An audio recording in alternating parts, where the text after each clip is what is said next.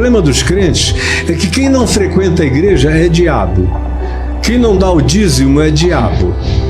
Quem não é heterossexual é diabo. Então, quem é perdido na igreja evangélica é todo mundo que não frequenta o clube, que não dá dinheiro para manter o pastor em alto estilo.